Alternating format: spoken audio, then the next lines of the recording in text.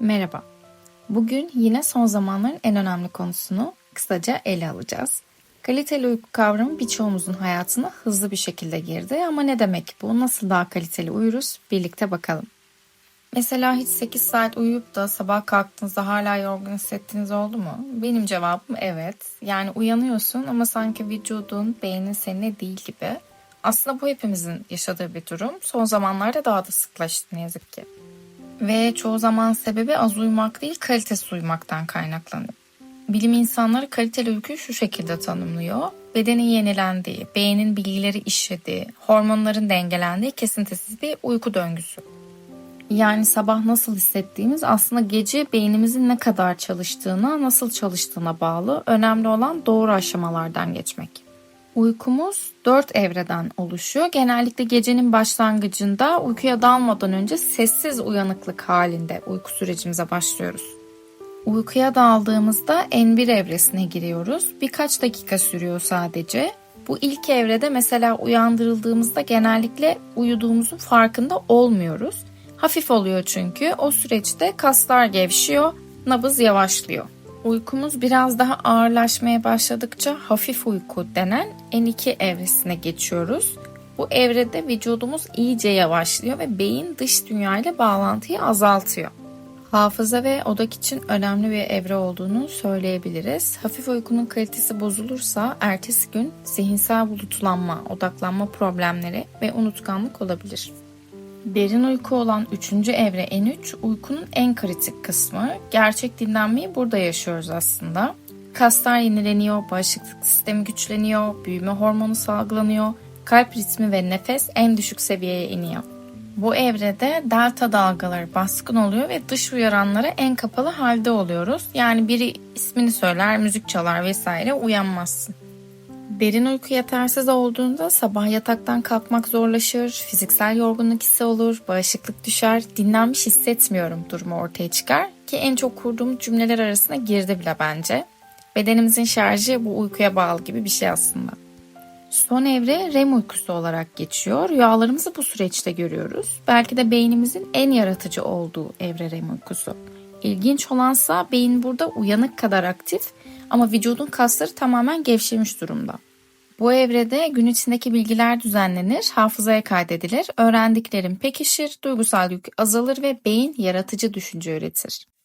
Eğer REM uykumuzda bir eksiklik, bir bozukluk varsa sabah zihinsel olarak yavaş hissederiz. Daha gergin ve tahammülsüz olabiliriz, duygusal dengemiz de bozulabilir.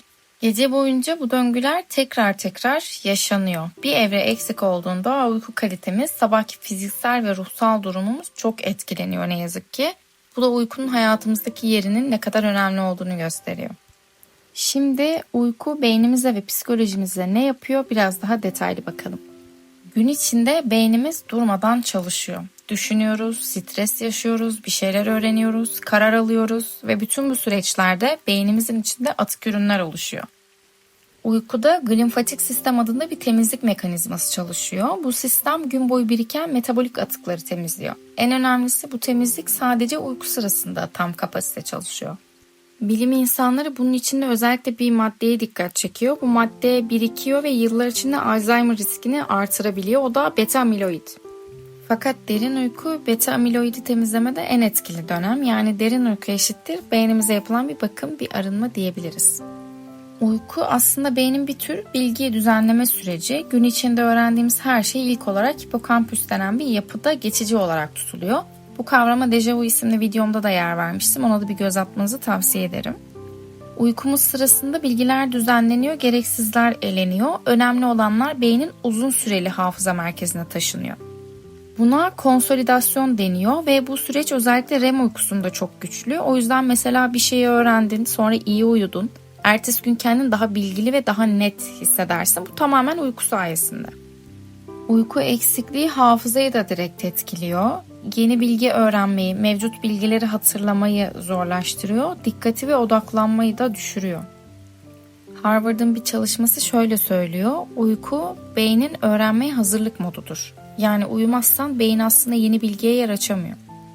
Psikolojik olarak uyku duygularımızı düzenliyor. REM evresinde beynin amigdala bölgesi sakinleşiyor. Bu stres ve kaygı seviyemizin azalmasını sağlıyor.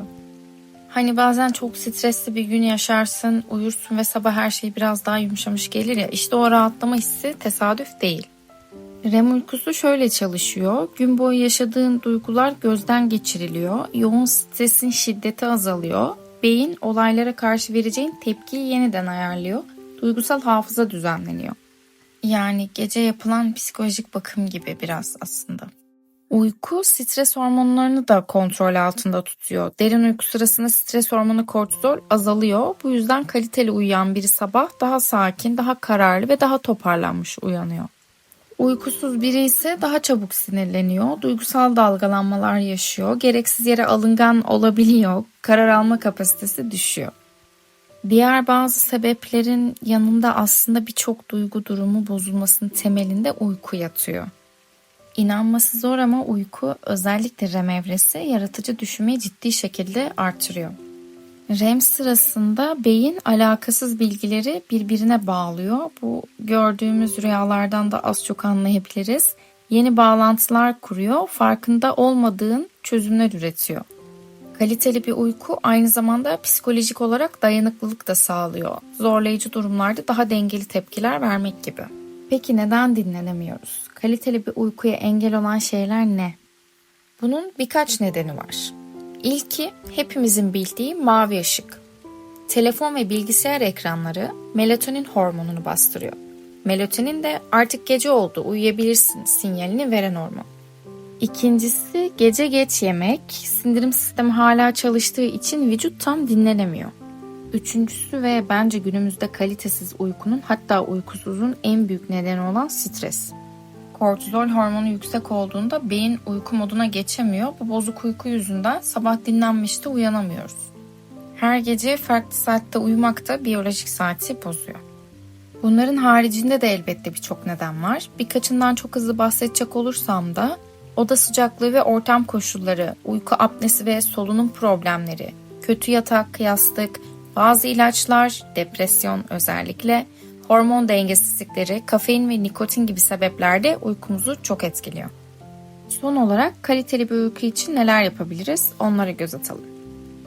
Tabii ki birçoğumuz stresli bir yaşam sürüyoruz. Psikolojik ve fiziksel olarak etkileniyoruz. Bunu iyi bir şekilde yönetmek çok önemli. Ancak kolay olmayabiliyor. Fakat bu konunun derinine şu an inmeyeceğim. Biz en azından sağlıklı bir uykuya nasıl katkı sağlayabiliriz ona bakalım. İlk olarak vücudunuzu bir ritme alıştırın. Uyku ve uyanıklık saatlerimiz, o düzen çok önemli. Her zaman bu disiplinde kalamıyoruz biliyorum ama kaliteli bir uykunun ilk maddeleri arasında bu var ne yazık ki. Yatmadan 1 saat önce ekranlardan uzak durmamız gerekiyor. Bunu bilmeyen yoktur zaten ama uygulamak önemli ve bence hafife alıyoruz diye düşünüyorum. Ufak gördüğümüz şeyler bizi sandığımızdan daha fazla etkiliyor. Vücut ısısı düşünce uykuya dalmak biraz daha kolaylaşır. Bu yüzden oda ısısı önemli. Yaklaşık 18-20 derece gibi. Ben de bazen uyumakta zorlandığımda kısa süreli de olsa hava alınca daha rahat uyuyorum. Bu da iyi olabilir. Kafein ve nikotini geç saatten sonra tüketmememiz gerekiyor. Beyin karanlıkta dinlenme zamanı sinyali alır. Bu yüzden karanlık ve sessiz ortam iyi bir uyku için kıymetli. Ilık bir duş, kitap okumak, nefes egzersizi, bunlar da bizi sakinleştirir, yavaşlatır ve sağlıklı bir uyku için bunlar da işe yarayabilir. Kendi iyiliğimiz için her madde çok önemli. Önce uykusuzluğumuzun, yorgunluğumuzun sebebini öğreneceğiz, sonra da çözümlere yoğunlaşacağız. Belki bu maddelerin çoğunu ya da hepsini zaten biliyorsunuzdur. Belki farklı bir şey konuşmamışızdır. Ama hepsini deneyip yine de bir sonuç alamadıysanız da bir durum farklılaşır ve çözüm de farklılaşır. Ama denemediyseniz bir şans verin derim. Umarım biraz olsun kaliteli uyku hakkında bir fikriniz olmuştur. Hepimize dinlendirici uykular diliyorum. Kendinize çok iyi bakın.